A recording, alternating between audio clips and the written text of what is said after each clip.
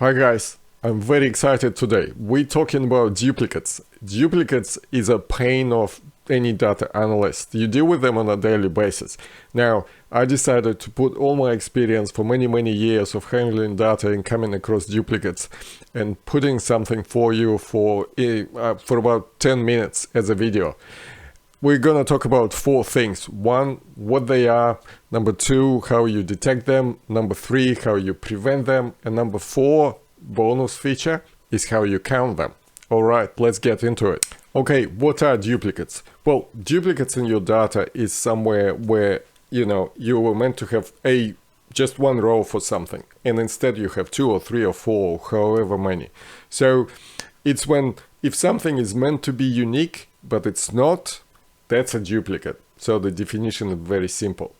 Now, sometimes if it's duplicated, it doesn't mean that all the other columns that don't matter in that criteria are the same or different. Let's say, for example, you've got a table of customers. So if the idea is to have customers only once in that table, so whatever defines them unique, like for example, customer ID, so that table or data set should be unique on customer ID.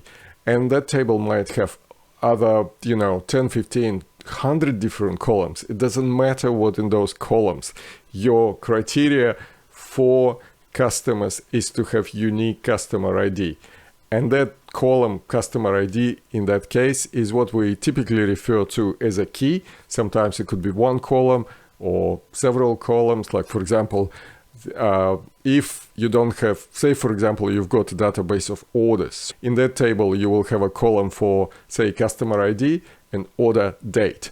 Let's assume you do not have order ID, which is not the case typically. Of course, you would have order ID. But if you only had customer ID and order date, that's when the key for that table should be made up from those 2 columns, because that's what makes each order unique. And that's important. Like whatever the table is of, that's what should be unique in that table. So for example, the order should be unique, and the order unique is a combination of customer ID and the date of the order. Okay, so, and the key in that case is your customer ID plus date.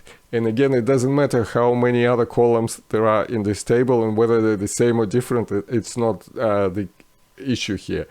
The issue here that you need to have unique objects in your table, and that is defined by what the key is in that table. Okay, now let's go to step number 2 and see how we can identify duplicates. And we are in KNIME now, as promised. I just came here and typed table into the search bar to find a node that just allowed me to type in an empty table. It's called table creator. I went in and I just typed some rows and I created a column called key, surprise, surprise, as an example, and then some other column junk. So it doesn't really matter what's in it. Let's assume that for our purposes, it's important that the key column should be unique. And then we have here a couple of rows that are duplicated. So E there is twice. And let's assume that it's only meant to be there once. That's a duplicate. Okay, how do we find that record? This is, of course, a very simple example. The idea is to show it to you based on that simple example, and then you can apply it to a more complex table where it's not that obvious what those duplicate rows are. Now, the way we do it is it's a 2 or 3 step process, or mainly 2 steps. We want to aggregate this table and count number of records for each value in the key column, and then the idea is anything that will have count of more than 1, in that case we have value E listed there twice, we need to filter them out, and then I'll show you what happens later. So if we go and find group by, which is the aggregation in KNIME, go in this group section, we need to put our key column in, because that's what we want to group by. That's the key. And as I mentioned before, if your key is made up of more than 1 column, that's where you need to put them all. And it's very important that You know, what you put here is exactly your duplication criteria, or uniqueness criteria rather. And then in the second tab, where you count in things and do the other things, you can just select any column from that data set and just change it to count, and that just creates a count for each value. Now let's run it. Let's see the result. Now you see, that's exactly what we wanted. We wanted to see something that would allow us to filter out duplicates only, and in this particular case it's the row with a value E. Now let's filter it out. So we'll just drag a filter node onto the canvas, and in this case I usually use range checking. So if it's anything starting with a 2, bring it in. Anything above 2 and above, let's see if it's done it. Yeah, that's exactly what we wanted. Now we need a extra step now that allows us to actually see all instances of that duplicate in our original table, because as remember, we have 2 rows, and that's what you need to do in reality. Not only you need to identify which rows have been duplicated, but you also need to do the second step of bringing all cases of that duplication, I might say. Now if we move these guys down, go back, and we usually have joiner ready to go, and for information how to use join, I've got a separate video on my channel, you'll find it there.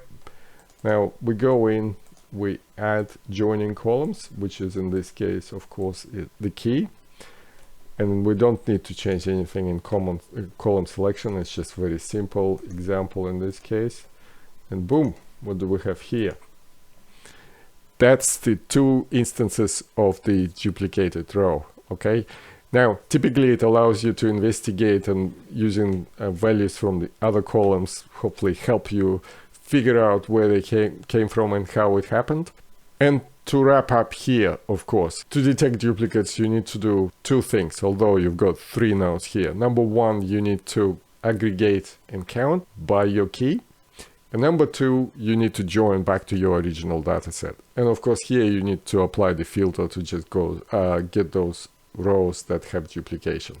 So technically it's a 3-step process, but what you need to remember is aggregate and then join. Okay, you've detected your duplicates. How do you solve it? Well, a couple of scenarios. You either fix it on the source, wherever they're coming from, or if you can't and you have to deal with it within your process or analytic application, effectively you can just use that aggregator node that you used to count instances, or most typical approach, run aggregation over it. What you just need to be careful about is what values you take from the other columns, and that's when it's kind of important to prevent duplicates in the first place. Okay, how do we prevent duplicates? I would suggest to you a system of 4 steps here. Step number 1, check your inputs. Step number 2, look after your joins. Step number 3, remember the levels that you should be at any point in time. And step number 4 is check your output for uniqueness. So first one, your input data you just sometimes don't control where it comes from. Even, yes, sometimes it comes from some Excel sources where, you know, it's more likely to be duplicated. But the same goes to some legitimate database objects and tables that you'd expect to be unique, but for various reasons, whether there is some data integrity issue in the source, or you sometimes misunderstood what level that table should be aggregated, always check for uniqueness. The second strategy to eliminate duplicates is your joins. I've got a separate video on joins. Join explosions is something that generally happens when you have multiples on both sides. So you have 3 duplicates on one, or 3 instances of a duplicated row on one and 2 in the other table. When you join them on that key, it will create you 3 multiplied by 2, 6 rows. So that's explosion. So the idea how to prevent duplicates when using joins is very simple. At least one of your tables should be unique on your key. And again, it's just a matter of checking every time. The next one is remembering what level of aggregation. Usually it goes around when you're using aggregations and jumping from one level, for example, from the order level to customer level. Just be careful and be aware of what level you are. Like, for example, at this stage, you need to be at an order level, so you can check whether that is unique. But also when you jump in between different levels, or here you all of a sudden need to be at customer level, so your duplication criteria changes. Just be careful when you jump from different levels of aggregation in your workflows. I suppose this one is a bit more complex to explain, but hopefully it's making some sense. Number 4, of course, is checking your output. And that is like final proof of duplicates. Again, apply the same test to your output tables. Make sure they are unique. But I suppose the key point here is you need to be 100% confident what level you should be at. And then knowing relevant duplication criteria for that level. So if you've got orders should be unique. So example, that table should not be unique by customer. It should be unique for orders. So therefore you apply the key that makes orders unique. Okay, and that is all I had to tell you about duplicates. Hopefully you find it useful. I look forward to see you again, and thank you for watching. Bye.